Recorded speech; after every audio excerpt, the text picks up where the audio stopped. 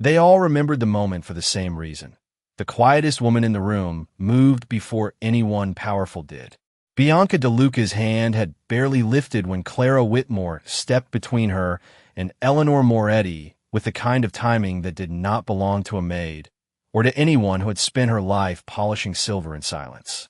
The music did not stop, not at first, but something colder passed through the ballroom anyway, settling over the crystal glasses, the marble floor, the men in tailored jackets who had spent the entire evening pretending they were too important to notice the help. Clara did not raise her voice.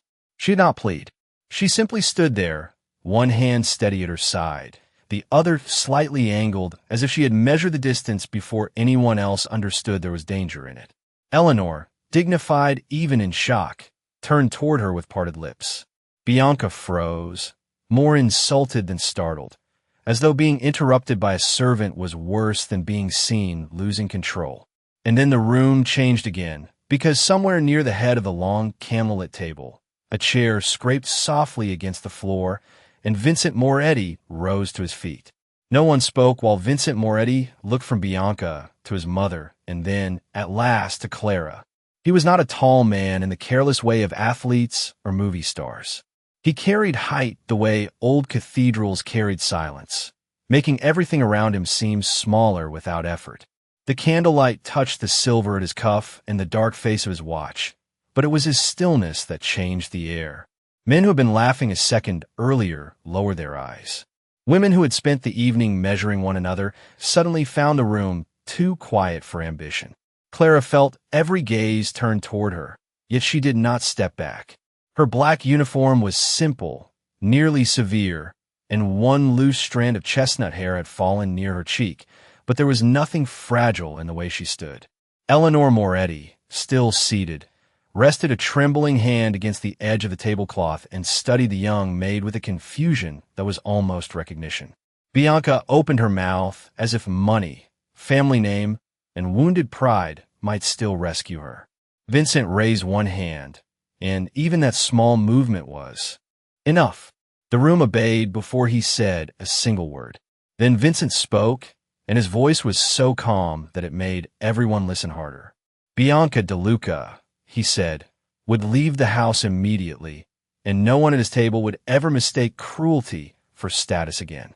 There was no anger in the sentence, which made it land with even more force. It sounded less like a warning than a rule that had existed long before anyone in that room had been born.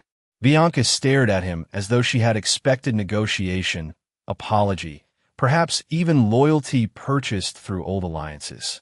Instead, she found none. Two men near the doorway stepped forward at a glance from Vincent, discreet and efficient, and the humiliation on her face spread faster than any argument could have. Clara lowered her eyes, not out of fear, but because she understood something dangerous had shifted. She had not only interrupted a scandal, she had stepped into the center of a family wound she did not yet understand. Eleanor slowly rose from her chair and turned to Clara with a softness that did not match the sharpness of the room. "Thank you," she said, barely above a whisper. Clara nodded once, but Vincent did not move away. His gaze remained on her, steady and unreadable, as though he was trying a place where he had seen that kind of composure before. The guests were dismissed with careful manners and lowered voices, but the tension did not leave with them. It lingered in the ballroom like perfume after midnight, caught in the velvet drapes and the polished wood and the last trembling notes of the string quartet. Clara bent to collect a crystal glass someone had abandoned near the end of the table, hoping the old discipline of simple work would make her invisible again. It did not. She could feel Vincent Moretti watching her from across the room, not with suspicion alone, but with the sharp attention of a man who had learned to survive by noticing what did not belong. Eleanor touched his sleeve and said something too soft for anyone else to hear. Whatever it was, it changed nothing in his expression. Clara placed the glass on a silver tray and turned to leave, but one of the house managers stepped in her path and quietly told her that Mr. Moretti wanted her in the library. The words landed heavier than they should have. She nodded once and followed the long corridor past oil paintings, shuttered windows, and pools of amber light on the marble floor. By the time she reached the double doors, she had slowed her breathing, steadied her hands, and prepared herself for the kind of questions ordinary maids were never asked. The library was quieter than the ballroom, but not gentler. Dark walnut shelves climbed to the ceiling, filled with first editions and leather spines that looked as though they had outlived the men who bought them. A fire moved behind the iron screen in the hearth, low and controlled, casting amber light across the Persian rug and the broad desk near the windows. Vincent Moretti stood beside that desk with one hand resting on its edge, his jacket still buttoned, his expression unreadable. Eleanor sat nearby in a high-backed chair, one hand folded over the other, composed once more, though the strain around her eyes had not entirely faded. Clara stopped 3 feet inside the door and waited. She knew better than to speak first in a room like that. For a moment, Vincent said nothing. He simply studied her with the patience of a man who believed silence could reveal more than questions ever would. Then he asked where she had learned to step into danger without hesitation. The words were calm, almost polite, but they were not casual. Clara met his gaze only briefly before lowering it again. "I saw what was about to happen," she said. "Anyone decent would have done the same." Eleanor looked at her for a long second, as if measuring the truth of that answer against something older, deeper, and far more difficult to name. Vincent did not look convinced, and that was what made the silence stretch. Men like him were used to hearing lies dressed as humility, and Clara understood that her answer sounded too clean to satisfy a man who had built his life on reading what others try to hide. Still, she kept her hands folded and her breathing even. Eleanor was the one who spoke next, her voice softer now, carrying none of the formality the ballroom had required. She asked Clara how long she had been working in the house. Clara said it had been 11 days. The number seemed to surprise them both. 11 days was not long enough to become trusted, yet something in the room had already shifted beyond service and employer, beyond guest and staff. Vincent moved around the desk then, slow and deliberate, and stopped close enough to study the details most people missed. The steadiness in Clara's posture, the absence of panic in her eyes, the disciplined stillness of someone who had learned long ago that fear only made other people bolder. "You are not what you appear to be," he said. It was not an accusation. It was an observation. Clara lowered her gaze for a moment, then answered with the only truth she could afford. "Neither, sir, is anyone in this house." For the first time that night, Eleanor Moretti smiled, and the expression changed her more than the candlelight ever could. It did not make her look younger.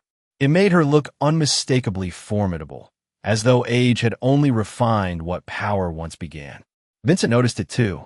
Clara could tell by the way his gaze shifted, not with surprise, but with the guarded attention of a son who had spent years protecting a woman who rarely needed saving until the world insisted on reminding her of time. Eleanor asked Clara where she was from, and the question sounded simple enough to belong in any respectable home in America. Yet nothing in that room was simple. Clara answered that she had grown up moving often and had learned early not to mistake comfort for safety. It was the closest thing to a confession she had offered all evening. The fire settled lower in the hearth, somewhere beyond the library doors. The house had gone nearly still, as if even the staff understood that something unusual had begun. Vincent rested his hand against the back of a chair and looked at Clara with a steadier curiosity now, one edged with recognition rather than doubt. He asked who had taught her to watch a room like that. Clara held the silence for one measured breath, then said, "Sometimes survival is the only teacher anyone gets." Vincent said nothing for several seconds, but the silence no longer felt like judgment alone. It had become something more dangerous and far rarer in that house. Interest. Clara could feel it in the stillness of the room, in the way Eleanor watched her now, with quiet care instead of polite distance, and in the way the firelight caught the edge of Vincent's profile without softening it. He asked her one final question that night, not about training, not about family, not even about fear. He asked why she had protected his mother when everyone else had chosen the safer cruelty of doing nothing. Clara looked at Eleanor before she answered, and that small choice mattered. Some people carry dignity so carefully, she said, that watching it be insulted feels like watching something sacred fall. Eleanor lowered her eyes then, not in weakness, but in the private shock of being seen so clearly by someone who was supposed to be invisible. Vincent remained still, yet something in his expression changed, just enough to suggest that Clara had crossed a line no servant in his home had ever crossed before. When he finally spoke, his voice was quiet. "Starting tomorrow," he said, "you will no longer report to the household manager. You will report directly to me." Clara did not answer right away. In houses like that, the most dangerous words were often the quietest ones, and Vincent Moretti had just handed her a new place in the order of things without explaining whether it was protection, suspicion, or both. The fire gave a small, steady sound behind the screen. Eleanor looked from her son to Clara with an expression touched by worry, but not regret. She understood what few people ever did about power. Once it noticed you, it did not easily look away. Clara inclined her head and accepted the instruction with the same calm she had carried all evening, though something deep inside her had already begun measuring consequences. Reporting directly to Vincent meant closer doors, sharper questions, and fewer places left to hide.